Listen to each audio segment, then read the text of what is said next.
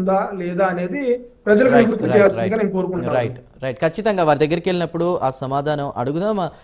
వంశీకృష్ణ గారు, జగన్మోహన్ రెడ్డి గారి హయాంలో అధికార దుర్వినియోగం జరిగింది.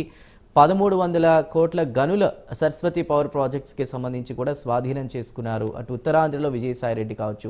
ఇన్ని జరుగుతున్నా కూటమి ప్రభుత్వం ప్రస్తుతం డైవర్షన్ పాలిటిక్స్లో భాగంగా ఏదో ఒకటి అంటే హామీల అమలుకి సంబంధించి పక్కన పెడుతూ ఇవి హైలైట్ చేస్తుంది తప్ప, ఏ గవర్నమెంట్ వచ్చినా కూటమి ప్రభుత్వం వచ్చినా వీళ్ళ మధ్య జరిగేది డ్రామానే తప్ప ఆ కేసుల సంబంధించి సాల్వ్ అవ్వదు, న్యాయం జరగదు, లేదా విచారణ లేదా నివేదికలు అంటారే తప్ప యాక్షన్ అనేది త్వరితగతిన అనేది రాదు. ప్రజలు అంతా గమనిస్తున్నారనేది ఇందాక కృష్ణాంజలి గారు మాట్లాడారు. దానిపై మీ కామెంట్ ఏంటి?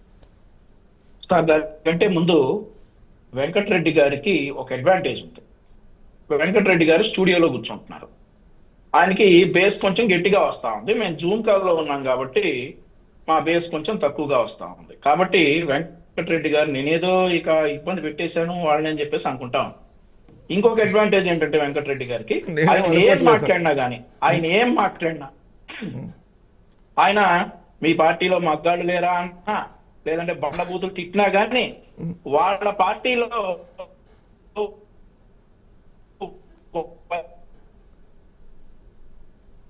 రైట్ తెలుగుదేశం పార్టీ ప్రభుత్వంలో ఆ పార్టీలో మేము ఏం లైన్ దాటి మాట్లాడినా కూడా మాకు ఒకవేళ మా పెద్దల ఆ వీడియో కనుక చూస్తే మాకు అక్షింతలు పడతాయి. ఇందాక వెంకటరెడ్డి గారు అన్నాడు, ఏమన్నాడంటే దున్నపోతులు కట్టేస్తున్నారు, దున్నపోతు ఈనింది మన పెద్దిరెడ్డి గారి ఇంట్లో అన్న. 2019 నుండి 24 వరకు చాలా దున్నపోతులు ఈయన్ని పెద్దిరెడ్డి గారి ఇంట్లో. వాటికి చాలా పేర్లు పెట్టారు.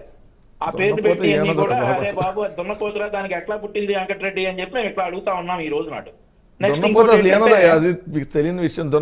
అదే అదే అదే అదే మీరు ఈయన్ని అనే చెప్పారు. 19 నుండి 24 దాకా దున్నపోతులు ఈయన్ని అయ్యో కట్టేసామనే చెప్పారు. అవి దున్నపోతులు రా ఎట్లా ఎంత అది అటవీ శాఖ భూమి అడుగుతుంది. ఇప్పుడు అవి అటవీ శాఖ భూములు రా ఎట్లా కట్టారా నాయన అని అడుగుతా ఉన్నాం ఇప్పుడు. ఆ తర్వాత మగాడు లేరా పార్టీలో అని చెప్పి మన వెంకటరెడ్డి గారు అడిగారు. మా నాయకులు మమ్మల్ని వేరే రకంగా మాట్లాడితే ఊరుకోరు కాబట్టి వదిలేస్తున్నాం కానీ లేదంటే సరైన సమాధానం వెంకటరెడ్డి గారికి చెప్పమని చెప్తా చంద్రు గారు. రైట్ రైట్ సరే మీ నాయకులను సంస్కారవంతంగా నేర్పుతారని చెబుతున్నారు అంతే కదా. బోషిడికి అని అనమని, పార్టీ ఆఫీసులో కూర్చొని మహిళా హోంమంత్రిని సంక్రాగమని, పోలీసులు దెంబాష, ఈ సంస్కారం కదా మీరు నేర్పేది.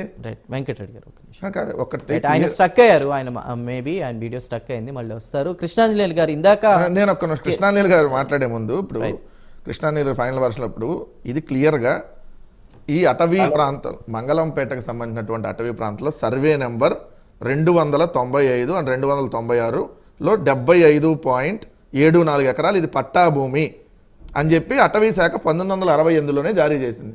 దాని మీద 2 ప్రభుత్వాలు ఎంక్వైరీలు చేసినాయి. ఇది పెద్దిరెడ్డి గారి మీద కోపంతో అప్పుడు కిరణ్ కుమార్ రెడ్డి గారి ప్రభుత్వం ఎవరో కంప్లైంట్ ఇచ్చారు తెలుగుదేశం నాయకుడు వెంకటరామరెడ్డి అని. మళ్ళీ చంద్రబాబు నాయుడు గారి ప్రభుత్వం 2014లో 296 ఎవరిది వెంకటరెడ్డి గారు సర్వే నంబర్ 296 ఎవరిది? ఇప్పుడు 2 సర్వే నంబర్లకు సంబంధించి 75 ఎకరాలు. ఇది కూడా మీకు ఇచ్చిన గెజెట్ చూపిస్తుంటే ఒకటి మీకు ఆధారాలు చూపిస్తున్నా కూడా ఆడట్ట భూమి ఎట్టుందండి, ఈడెట్ట భూమి ఎట్టుందండి, బీసీ కాదండి కాదు సార్ 2022లో రోడ్డు వేసుకోవడానికి సంబంధించి అప్పటి అటవీ శాఖ నుంచి క్లియరెన్స్ ఏది కేంద్ర అటవీ శాఖ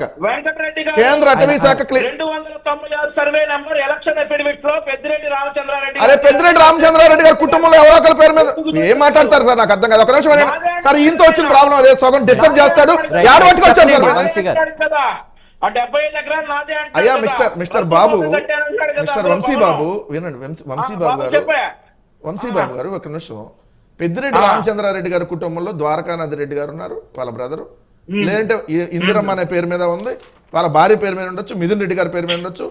ఎంతమంది పేరు మీద దాని ఉంటే సర్వే నెంబర్ దాంట్లో ఎలక్షన్ అఫిడవిట్ లేదు, కోర్టుకి వెళ్ళండి. ఏమన్నా ఉంటే మీకు ఏమన్నా తేడా ఉంటే ఎలక్షన్ అఫిడవిట్ మీద కోర్టుకి వెళ్ళండి. ఇక్కడికి వచ్చి కాకమ్మ కథలు కాదు. ఒక నిమిషం నేను క్లియర్ గా అటవీ శాఖ ఇచ్చిందని చెప్తున్నా.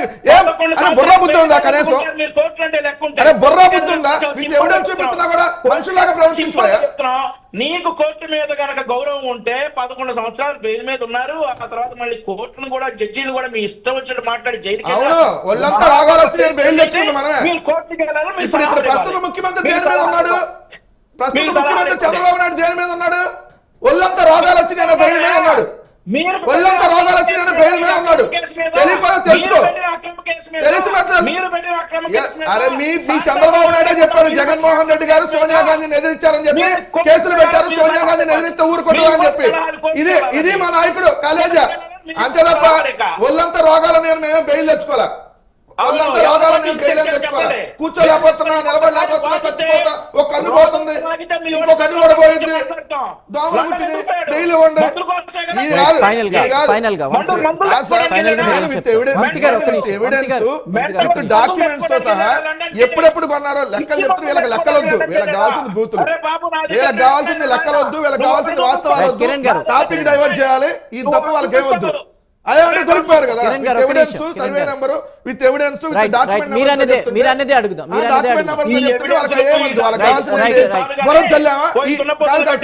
అవతలాడి మీద ఎక్కడో తీసుకొచ్చి బురద వేసామా, ఒక 10 రోజులు దాని మీద డిస్కస్ చేసామా, అయిపోయింది. మళ్ళీ ఇంకో 10 రోజుల తర్వాత ఇంకో బురద ఇంకోళ్ళ మీద వేద్దామా, అయిపోయింది. ఇదే కదా మీకు కావాల్సింది, ఇదే మీకు కావాల్సింది. వంశీ గారు సమయం వృధా అవుతుంది. ప్లీజ్ 2019 నుండి 24 వరకు నేను దున్నపోతులు కట్టేసుకోపోయి. వంశీ గారు ఎవరు ప్లీజ్ దున్నపోతున్నారు, ఉదాహరణ ఏం చేస్తున్నారు, ఏంటో. అరే బాబు, రైట్ ప్రజలకు సమాధానం చెప్పాలి. ఒక్క నిమిషం. దమ్ముంటే సిబిఐ వేసుకో అని దమ్ముంటే లేదు, మా దగ్గర లేదని చెప్పావు. రైట్ కిరణ్ గారు, లేదన్నప్పుడు వదిలే. చేతగానప్పుడు వంశీ గారు చేతగానాలు ఎందుకే? వెంకటరెడ్డి గారు ప్లీజ్. చేతగానప్పుడు మంగళవారం కబుర్లు, శుక్రవారం రైట్ కబుర్లు. సమయం వృధా అవుతుంది. ప్లీజ్ వెంకటరెడ్డి గారు. దమ్ముంటే సిబిఐ, వంశీ గారు ప్లీజ్.